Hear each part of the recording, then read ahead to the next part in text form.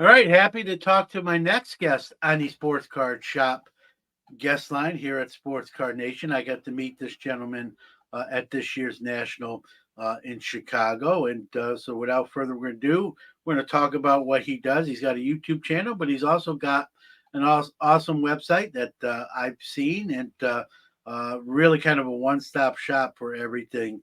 In the hobby, so I want to welcome Giri Chirikuri to the show. I hope I didn't kill that name too much. No, you did very good. Okay, all right. Like I told you even before we started recording, Gary, I try to get I'm a stickler for trying to get people's names right. So yours is a little trickier. Your degree of difficulty is a little bit more difficult, but thankfully I didn't kill it too badly. But I got to talk with you at this year's national. And you gave me a business card, checked out your site as well. We're going to talk about that. But you also collect cards as well. Kind of, it's the baseline. First time on the podcast, kind of how you got in the hobby, what you collect, and that sort of thing. Yeah, thanks for having me on, John. Oh, you're Um, welcome. yeah, so basically, I'm the classic case of the kid who collected baseball cards, and then when collected throughout the '80s, mainly baseball cards, and then when I went off to college, then I kind of stopped and stopped for a very long time, and then when the pandemic hit, um, I heard about the baseball cards and sports cards being hot and everything, and dug out some of my old cards and then got back into it. So I didn't get on right at the beginning of the pandemic, but maybe like August, September time period. I heard news articles and things like cards are back and cards are hot and everything, and kind of jumped on there. And then when I got back into it, the world was so much different than when I remember as a kid.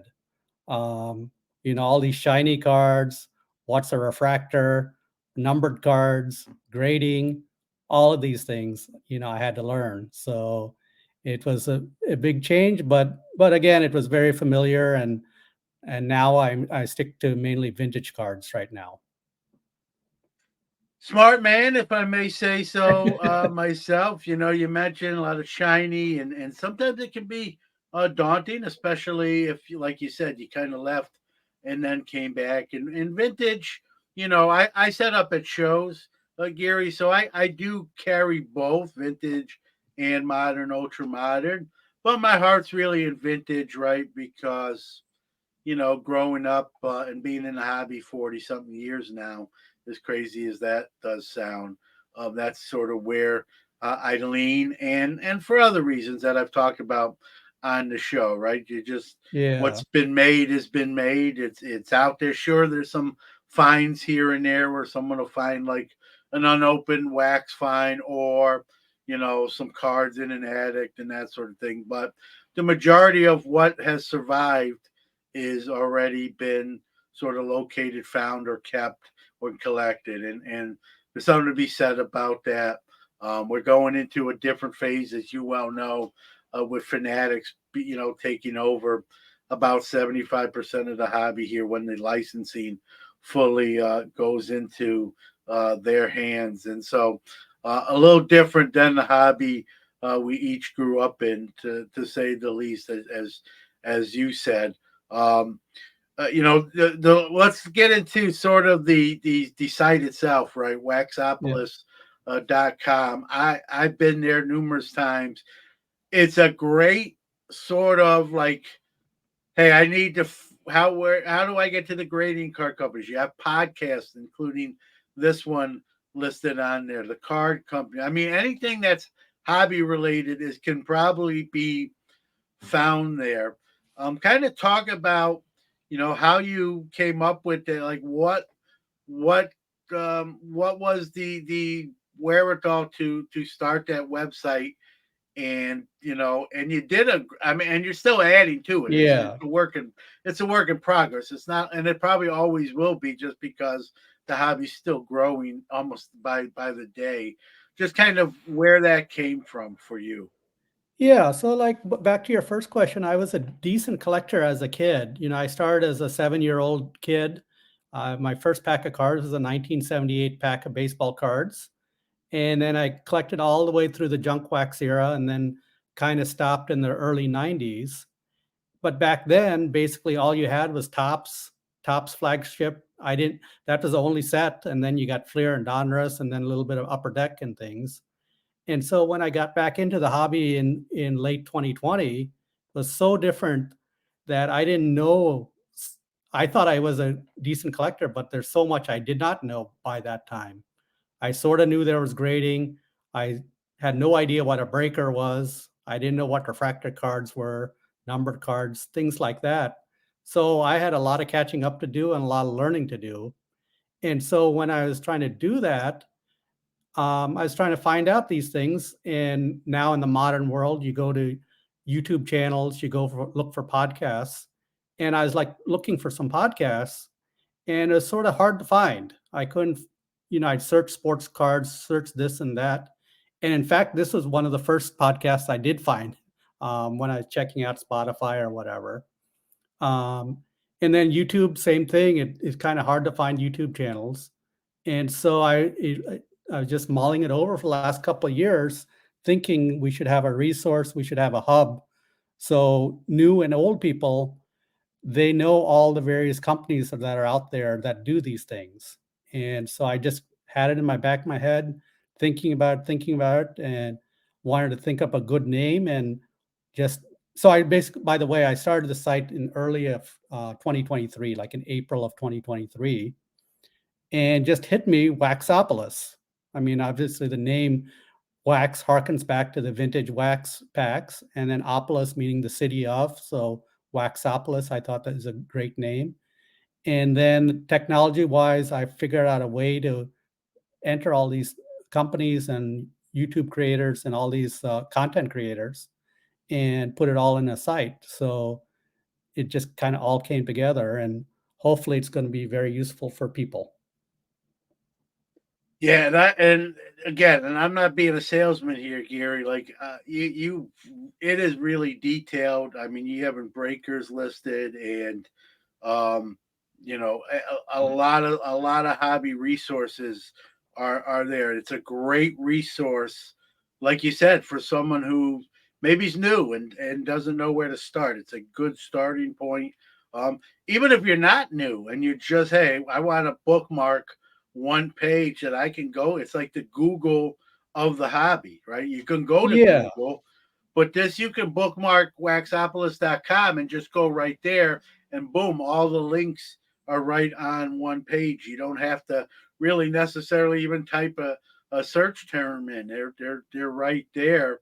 Um, did you know what you wanted to list on that, or did you kind of like as you built the site, you're like, I'm gonna add breakers, I'm gonna add grading companies. How did that process work? Yeah, some of both. Like you said, Googling kind of works, but it's still hard. You can't just Google a search term. So I wanted to create a curated website, curated categories, and it's just categories are growing as I think about it.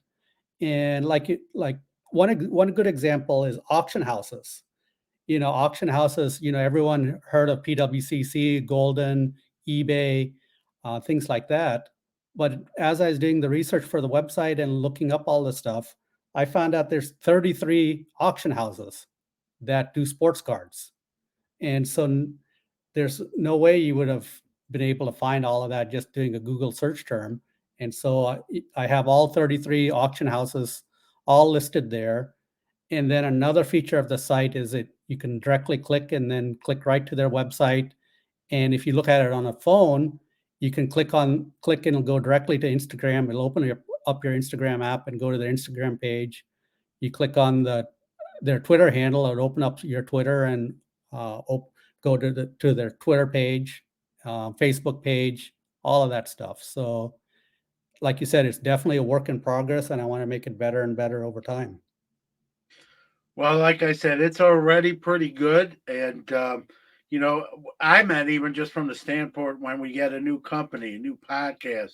a new selling platform, that sort of thing, just to update it. But it's really, you covered a lot of the bases. Do you have a tech background, or is this something you kind of learned as you went along? I've always been interested in computers and tech and stuff. I professionally, I've never done any tech things, but I was always interested in computers. Interesting you say that. I remember I back when I was what was it, 12-year-old or 13-year-old, I had a spreadsheet database where I type in all my 1983 Topps cards and put in all the prices off the Beckett and things like that. So I guess I have a little bit of interest and background, but yeah, nothing professionally. Well, it's well done. We'll talk a little bit more about it, but definitely urge people to check it out, bookmark it. As far as like future plans for the site, I don't want you to give away Yeah. any trade secrets, or I mean, is it something you wanted to make money or be profitable, or is it just you're doing it out of, you just want to help others, or both? Obviously it can be both too. Yeah, right now I just want to help others and be a resource for everyone, both old collectors and new collectors, and just make it useful and give back to the hobby community. That's what I really want to do.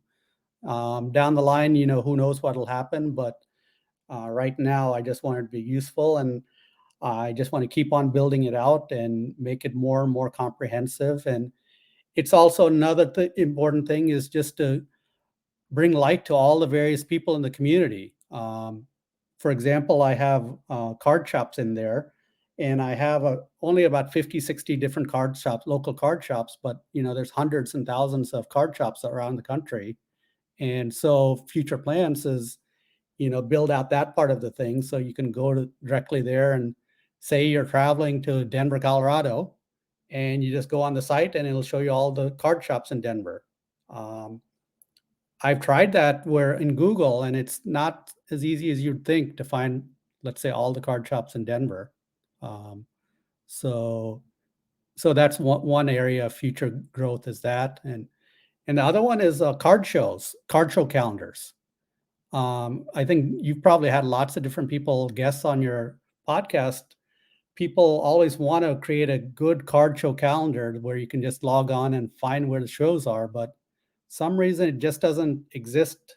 I mean, there's a few sites out there, but nothing like really comprehensive. I mean, what do you think, John? No, I mean SCD. I write for Sports Collectors Digest. They have one, but you make a great point here, Gary, because it was easier to do back in the day when there was far less shows. Now there's a lot more shows, and it's not your fault or SCD or anyone else that does a show calendar. Some of these promoters don't know about to list. Yeah, Hey, I can put my show on this site. I do a monthly show in Watertown, New York, which is about an hour north of me here in Syracuse, and I assumed he was kind of listed on these show counters, and when I looked to see if his show was, it wasn't. So I'm going to have a conversation with the promoter. I won't mention his name. I don't want to, yeah, throw him, but I'm going to mention like, hey, you need to get on these counters. You need to contact Gary at Waxopolis and get your show listed on his website and that sort of thing. So I think it's more on the promoters than the publications or your site, Gary. yeah, It's not you guys do it. I think sometimes it's promoters not knowing that these resources are available to them and not taking advantage of that landscape. And so, like I said, it was easier to do back in the day when I think there was less shows. And then obviously we know during the pandemic shows kind of shut down, yeah, obviously. And now that they're back up, I think promoters are slow to realize like, hey, I can utilize these resources. And listen, attendance at shows has been tremendous. And so I think sometimes, we're all guilty of that a little bit, myself included, right? We sort of get complacent or restless. Hey, I'm doing well. Like I don't need to like work any harder, or I don't need to do it. People know about it, but there's still more resources available to get the word out there to make it even potentially bigger and better. Even if it's already doing well, right? It could be even doing better. And so it's something I'm going to talk about. When, like I said, with the show I mentioned in Watertown, New York, talking to that gentleman to get him to list his show, and it's doing pretty good. It's a smaller show, and that, especially on a smaller show, Geary, I think the more advertising or the word you can get out there, the better off your show could be. And so, obviously, a show like the National or some of these big regional shows, many people know about them already. But a lot of these local or regional shows can benefit. You make another great point. It's a question I get a lot myself when you go to, people travel, right, for business. Hey, I'm going to be in the city. I've never been there. I'm a collector. What stores are there where I can check out on my downtime or after my work's done? I get a lot of that here in Syracuse, like people who Yeah. know I'm from Syracuse. Hey, what stores do you have in Syracuse, John? I'm actually coming to Syracuse. I'd love to meet you, but also what stores might I like, peruse? And so I think that would be a great resource to have where you can search literally either by zip code or city or major city and then know what shops are in your area. I think Google doesn't tell the whole story, right? And you have Yeah. with Waxopolis, you have a site that's literally just hobby dedicated. And so the more info you get on there, you've done, like I said, it's already a great resource, but the more stuff you add to it, it just becomes more of a one-stop shop. And kudos to you, right, to have the wherewithal to build it up. And it's not as probably easy as you make it look, but it's a nice resource to have, and everything you add to it will be even better, right, Yeah. as the site grows. And that's a question I get a lot. Hey, I'm coming to the area. What, I'm going to Binghamton, or and I'm while I might not be super far from Binghamton, Yeah. I'm not from, but I don't know all the shops. So if they can get themselves listed there, I can say, hey, go to this site. You'll find all the stores in all these areas, and that's just be a great resource. And even for future business trips, chances are if they're traveling now on business, they're going to be somewhere else at some other point as well. And it'll just be a great resource. It's nice to hear you. Hey, I'm doing this because I want to help people, right? And there's nothing wrong with being profitable, and but sometimes that's really the sole reason for things. And again, that's not illegal or a crime, but Yeah. you're in your case, you're doing it out of the kindness of your heart to help fellow collectors. Our backgrounds are very similar. You said you got your start in '78. I got my with Topps baseball. I got my start 1 year later as both we were both seven. I was seven in Hmm. 1979, and it was 79 Topps baseball. Oh, That's wow. to blame for this, uh, you know, 44 years later. But so we have similar backgrounds there, and it can be daunting. I never really left. I kind of hit pause for 3, 4 years at one time when my son was little. But had I taken a longer pause, the hobby can be daunting. And so any resource that can make the terrain easier to navigate is, I'm sure, welcomed by most, right? And Yeah. important too, because I don't, some people will list, breaking sites. Some people will list auction sites. Some people will list just podcasts. You're trying to do all of that in one place. Yeah. Be And there's comprehensive. some, yeah. And I think that's important to know. People will focus on one niche, but you're trying to focus on everything that's related to the hobby. I can speak for this show. I'm glad to be listed on there.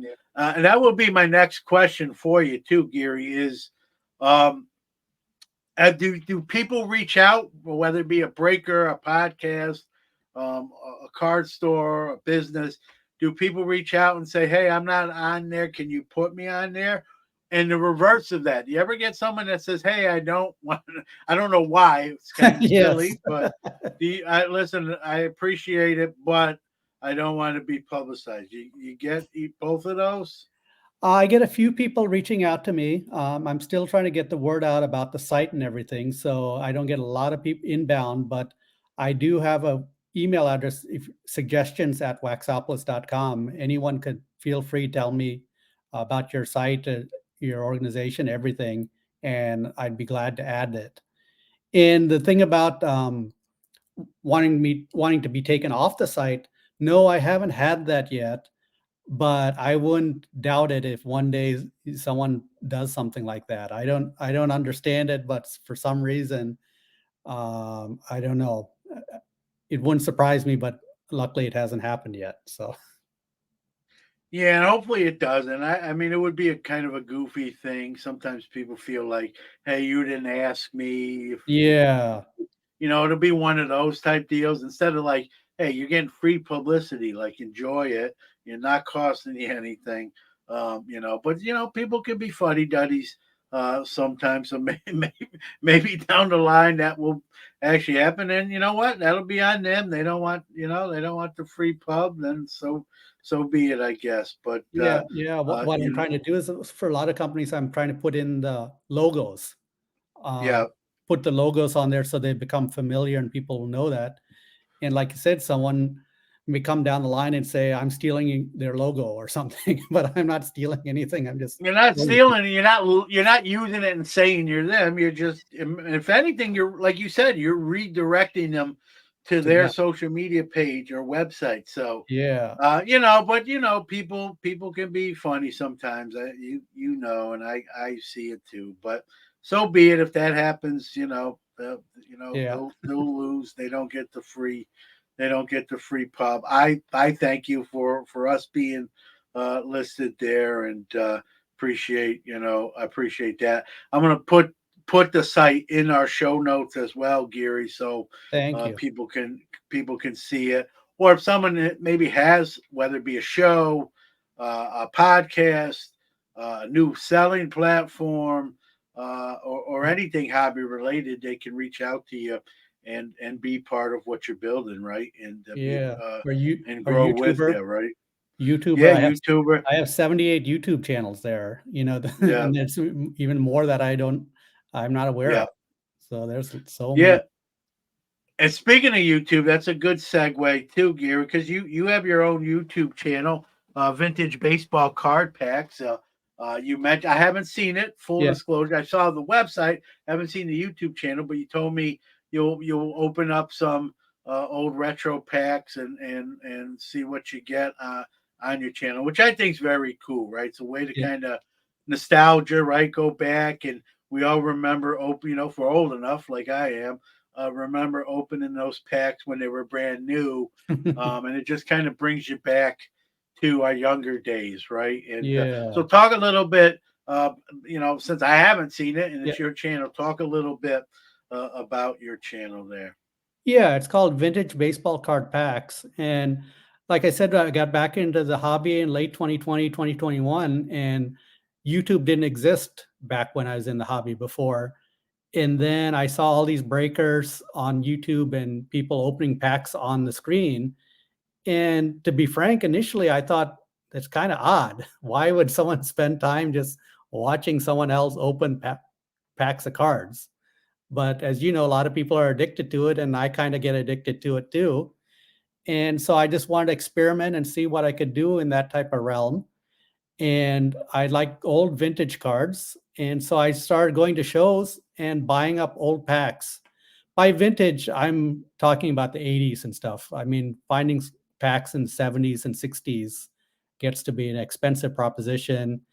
And you don't know whether you feel bad about opening these up and things. So all I do is just open them up and just show you what the cards look like. And I'm trying to do one video for like every year, every year tops, every year Fleer, every year Donruss. So then people get a flavor of what these cards look like, what you can pull. Um, and it's interesting too. Also, now when you pull a 1988 pack of tops, to see all the old players and think this guy was hot way back then and he didn't turn out so well, and you remember these guys when they're playing everything, so kind of enjoyable for myself. Yeah, you get it's that nostalgia factor brings you back to our younger versions of ourselves. It's also great for, let's say, a newer collector, right, who wasn't around that time to get to see kind of what cards and packs were like back then. They may be good with the current landscape, but have no idea sort of the history of the hobby. And I'm an advocate and ambassador, right? I try to educate and teach and learn myself as well. And so it's a great resource, right? To learn something maybe, in that case, hey, I wasn't around then. I want to see what this looked like. What's that at the end of the pack that's pink and Yeah. cracked and dried, right? Yeah, there used to be gum in there. Don't eat it now unless you like it just to disintegrate and you make a weird face as you taste, you know,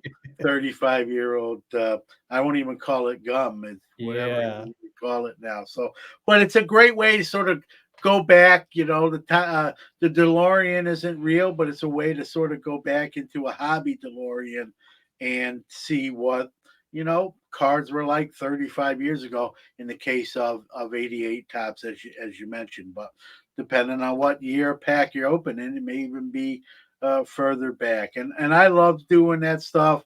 The next best thing to opening the pack yourself is to see it opened, and it's again another resource, right? Yeah, Yeah. and kudos to you for sharing that, right? So many Yeah. people have knowledge or have that opportunity and they just sort of, again, to each their own, but maybe just keep it in house where you're just trying to educate and be a free resource in this case, and something to be said about that.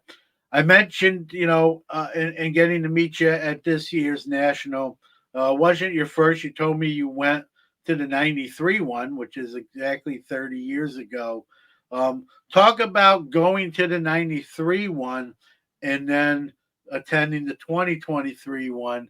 Just the differences from my first national, I think, was 2017, 2018. Yeah. So I kind of know it in its form that it is still kind of like today, but for someone that's never been to the national during the '90s, and I count myself obviously in that group.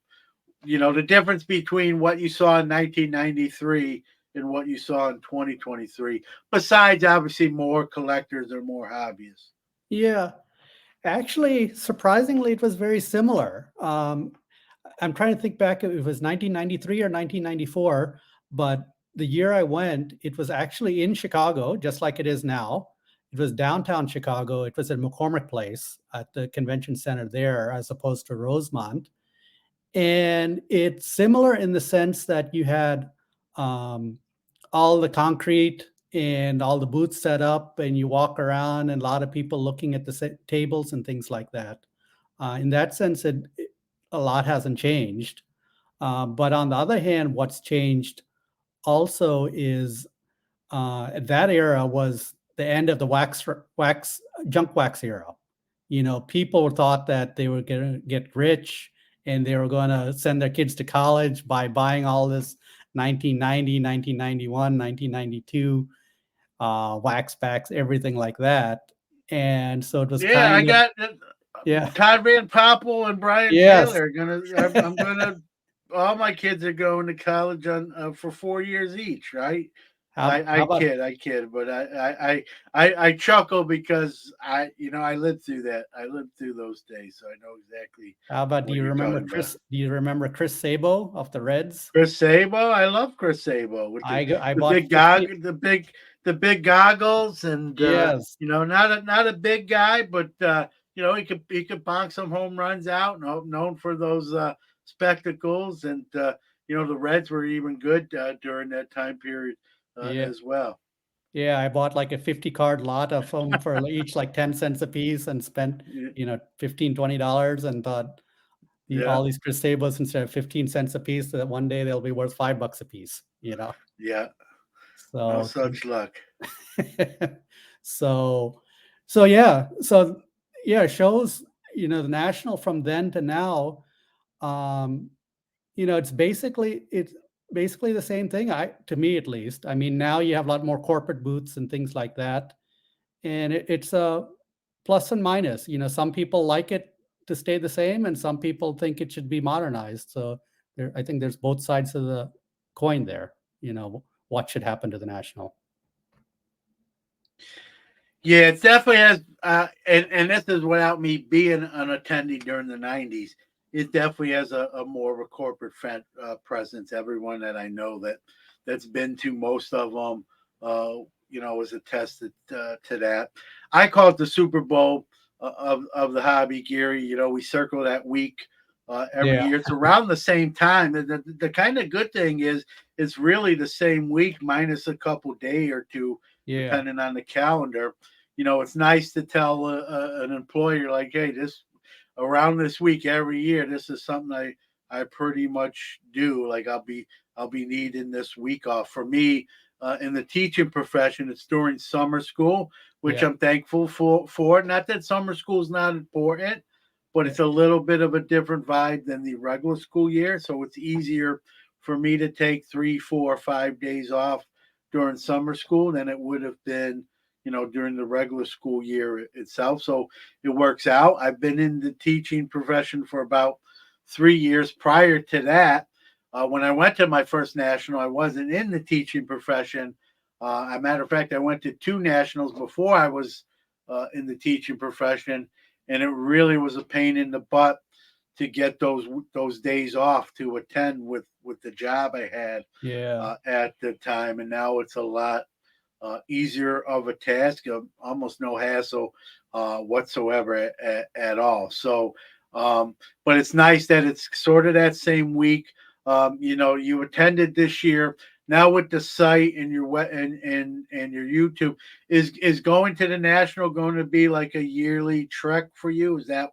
Would that be an accurate statement? yeah. Yearly or every other year, because I'm fortunate and blessed to live in the suburbs of Chicago. So I live like literally 20 minutes away from Rosemont Convention Center. So definitely every time it's in Chicago, I'll be there. And then I'll see about traveling the other years. Yeah, well, look, I think you're going to be in luck because I think Chicago is literally most of the dealers' favorite venue. Yeah, It's widely acclaimed as attendees, most attendees' favorite locale. So I think you're going to have plenty of opportunities being in Chicago to get to the national. I guess I'll put you on the spot. It's in Cleveland this year, coming up in 24. Are you planning to go to Cleveland? Is that trip manageable for you? yeah, it's manageable. I'm like 50-50 right now. I grew up in Ohio, so I like Ohio and everything like that. And Cleveland's just a 4 or 5 hour drive over there. So yeah, it would be great to go next year in 2024. Yeah, well, I'm hoping to see you. For me, see when it's in Chicago, and Chicago's a great city. It's a great venue, like you said, with the Rosemont. But for me to go to Chicago, I have to fly in. It's too long Yeah. of a drive. I'm kind of liking it being in Cleveland this year because it's a 5 hour and 10 minute Oh, drive for me. So I'll be God willing, I'll be definitely driving in. We'll have my car, yeah, and so that will be nice. Anytime I can drive, right? Anytime you can drive somewhere, you can bring more stuff. You can yeah, bring, in support of the show, whether it be T-shirts, and when you fly, you can check only so much stuff onto the plane, and so you're sort of limited in what you can bring. When you drive, it sort of opens up more possibilities. When I was in AC a couple years ago, I was able to bring more stuff because I drove, and now with Cleveland, Chicago, I have to bring less stuff and fly. So I've never been to Cleveland, period, for any event. So yeah. I'm going to check out the Rock and Rock Roll and Hall Roll of Hall of Fame for Fame. the first time. So we're gonna make a whole. I'm gonna make a whole week of it, a whole trip. Check out the hall. Maybe catch a. We'll see what the Indian schedule looks like during the Yeah, national if they're playing at home. Maybe catch. I've never been. I've been to quite a bit of the major league stadiums. Never been the Cleveland Stadium. So hopefully add that to the itinerary. And that's the nice thing about the Nationals. You can make there's plenty of stuff to do even after the show is over. Whether that's go to dinner with friends and acquaintances, go to a sporting event. Sometimes even concerts are in town at the same time the National is. So looking forward to Cleveland and the fact that I'll have my own vehicle there to get to those venues and events makes it a little bit easier rather than rely on public transportation. I'm a New York City kid, so I'm not. It doesn't overwhelm me, but anytime you can jump into your own vehicle and get somewhere, it's obviously a lot convenient than to, rely on public transportation. So I'm looking forward to Cleveland just on that aspect alone. I know you said it's 50-50. I'm hoping that becomes 100-0 Yeah. in favor of for you when the time comes and get to talk to you in person again as well. Well, it's Uh, you it's a know, it's a it's a 5-hour drive for me too, same 5-hour drive, so now I have no excuse. If you're driving Yeah, down no. the Hey, coast. listen. I don't like the older I get, Gary. The less I like to drive. Like my stamina is Yeah, getting worse each year. So if I can do it, you can do it. I yeah. sound like Rock. I sound like Rocky at the end of Rocky Four. If I can do it, you can do it. But um, it's nice It's a to great be able time. to. Yeah, I think 5 to 8 hours. I think I would drive to. You get past the 8 hour mark, it gets a little trickier. Although you can, you hear people cut even. I've had people like my friend Danny Black drove from Baltimore to Chicago. He kind Yeah, of stopped halfway, got a hotel room, got some sleep, and then made the rest of the trip. So even on the longer trips, I guess if you break it up and you have that time in your schedule to do that, it still works. That's a lot of driving for me. Kudos to him for being able to do that. I don't know if I could pull that one off the older I get here. But 5 hours, definitely still doable at this point. And so I'll be driving. If all goes as planned, I'll be driving to Cleveland. excellent. Well, Gary, I appreciate you coming on and sharing what you're doing. I think it's important. It's a great resource. I advise everyone to check out waxopolis.com. If someone who's been in the hobby as long as I have can get stuff from it, everyone can. It's a great resource for no matter what you're almost looking for, hobby wise. Give out all that stuff, socials, anything you want to share, the website, even though I said it, Yeah. say it again, your YouTube channel and all that good stuff. Yeah, thank you so much for the kind words. It's been great to talk to you. Yeah, so like you said, the website is waxopolis.com. You can go right to it. And then uh, if you want to submit any new sites, there's a form on the website where you can tell me about things that I don't know about, YouTube content creators, any companies, any local card shops, things like that. Or feel free to send an email to suggestions@waxopolis.com. Suggestions@waxopolis.com, or send me an email, Giri, Giri, at waxopolis.com. And then I'm on Twitter, Waxopolis there too. So check out any of those ways, just get a hold of me. And I'd love to collaborate with more people and, figure out how to make this site better and make it a nice resource for everyone. So anything to make it better would be great. Well, it's already very good. I'm not just saying that. I've been there on more than one occasion and clicked a lot of the links and you can lose a lot of time too. Like you check it, oh, I don't know about this site. Let me see what they're about, right? And then it's 3 hours later, and you're like, hey, that was cool, but I lost 3 hours there. Well, so so it's great what you're doing. I think it's important too, and to have that sort of again all in one spot rather than to have to keep typing in stuff to get redirected. That's a nice thing. It's easy to bookmark. In 2023, it's easy to bookmark a page, click on the link, go to the page, and then everything is there on one page that you potentially need. People like convenience in 2023, 2024 here. and you've made it a lot easier to me to navigate, and I think others will find the same. Yeah, there's so many great people in the hobby, so many people and companies out there in the hobby, and unfortunately, it's hard to hear of them all. You know, you didn't. There's Yep, a small hobby supply company that makes some great card protectors or something, and you wouldn't might yep. not know about them. There's YouTubers, there's podcasters, there's everyone out there, breakers, and would be great to get exposure for everyone. Well, you're doing a great job. Keep up the great work, and we'll talk again. All right, thank you so much.